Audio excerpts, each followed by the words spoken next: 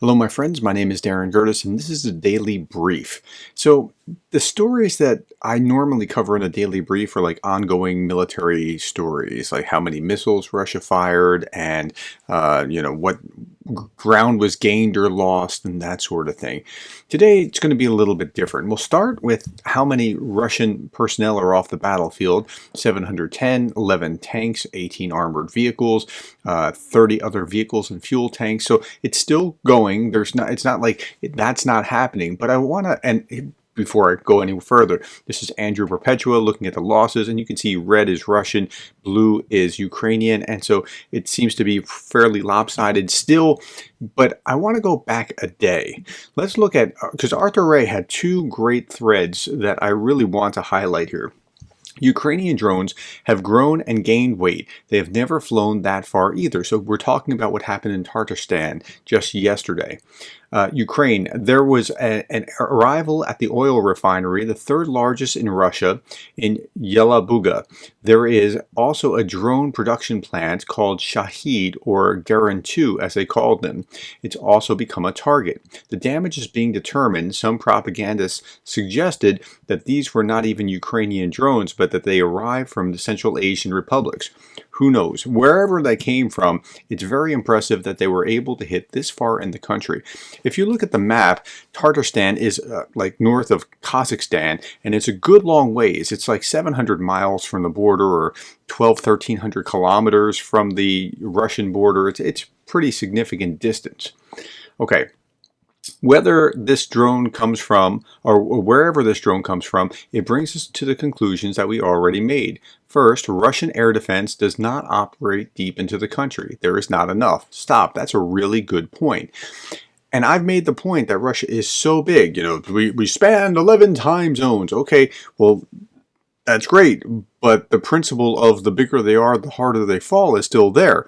Because as big as they are, it is virtually impossible to be able to defend and protect against all of these plants, or the Shahid plant, or a tank production plant, or an oil facility, or whatever else, unless, well, even if you roll back all your air defenses out of Ukraine to protect inside Russia.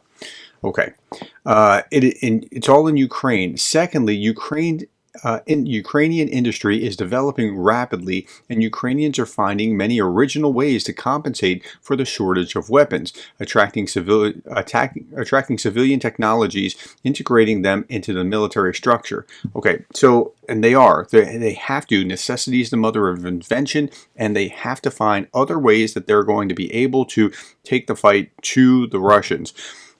It's almost, I'm not saying that this is what happened, but it's almost as if you were an evil genius and you could cause things to happen. If you were in the United States and you wanted them to go deep into Russia, deprive them of the artillery and other means that they have in order to force them to go, the only way they have to fight is to go attack oil refineries and things like that within Russia. I mean, that's the only way they can really prosecute the war, when they're as low as they are on other basic ammunition. Okay. Thirdly, and I'm not saying that that's what they're doing, I'm just saying, like, that's been the result of it. Okay. Thirdly, no matter what they say in the United States and the West, Ukraine will act as it considers necessary for its security, as they should. They should act as they need for their security. She understands that only decisive action will stop Russia. That's right.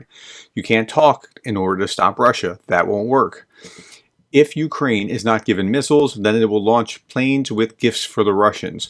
While rocket production is being closed in Germany, Ukraine is establishing its own industry. Ukraine, and following it, other countries in Eastern and Northern Europe are increasingly coming to the conclusion that our security is in our own hands. And that's unfortunately a byproduct of the turmoil within Congress, with Mike Johnson holding up the Ukraine bill. Okay. Arthur had another thread as well, and I want to go through that. But first, let's look at this.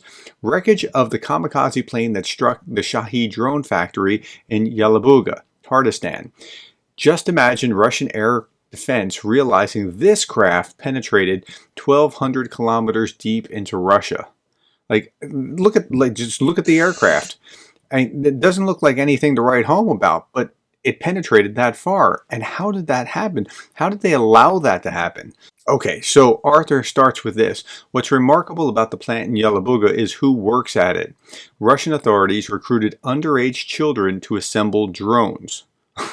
Okay, and that's what I saw, keeping them in a kind of slavery.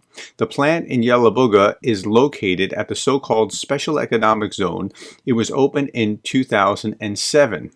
But the main growth has occurred in 2014 to 2017. They wanted to create a powerful technology park in this place, but with the outbreak of the war, foreign companies refused to cooperate. In 2021, the Alabuga Polytechnical Courses, a division of Yelabuga Polytechnical College, opened on the territory of the Special Economic Zone. Students who came to study found themselves in a terrible and dangerous situation. On their admission, their parents signed a document stating that the deduction will cost from 170 to 420,000 rubles, depending on the profession. So they study different professions.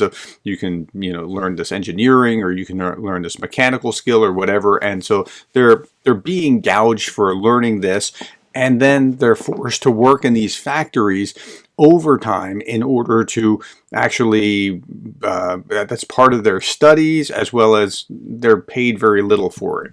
Okay, the internal routine is similar to a prison camp where leadership is trying to completely break a person. Cruel treatment, punishment. At the beginning of the school year, paintball is played in the economic zone, but the point of this is not to entertain students. What do you think they're trying to get them ready for? Alabuga top manager Sergei Alexeyev said, "Students must suffer. They must be in pain." That's quite a quote. Losing teams are punished, and the most common punishment is shooting with a paintball gun. That stings, by the way. The weak are expelled, and parents are forced to pay money for expulsion. That's great. But the most interesting things await students ahead. They are sent to a factory to assemble Shahed military drones, which then fly to bomb Ukraine. They also live there because the hostel is located in the next building from the assembly shops. There they work in 3 shifts with overtime, but they cannot break the contract because this will also lead to immediate dismissal. The average Russian usually does not have that kind of money to pay this fine. The teenagers who work there, these students who are supposed to be getting an education, teenagers are 16 to 17 years old. They are also intimidated in every way possible. In other ways, now they have a real chance of being killed by a drone, and this can only be avoided in one way. Russia must withdraw its troops from Ukraine. Everything he said there lines up with everything that I have read about this before, and so that's just giving you some extra context. All right, a 7.4 magnitude earthquake hit Taiwan. It's been one of the strongest in a long, long time, and there have been a lot of injuries. So there will be well north of 1,000 before long. And this was a few hours ago where Anton Gurashenko posted this. The amount of people injured in the earthquake in Taiwan has reached 711. It'll be north of 1,000 by the time you read this. My deepest condolences. Meanwhile, Russian Telegram channels spread the idea that the earthquake is a chance for China to launch a rescue operation and reunite the island. Yeah, that would be a great idea. Okay, so I saw this yesterday. Russia was painting these decoy helicopters on the airfields so that it would be hard to know if they're attacking an actual helicopter or just a decoy. And then I saw this morning.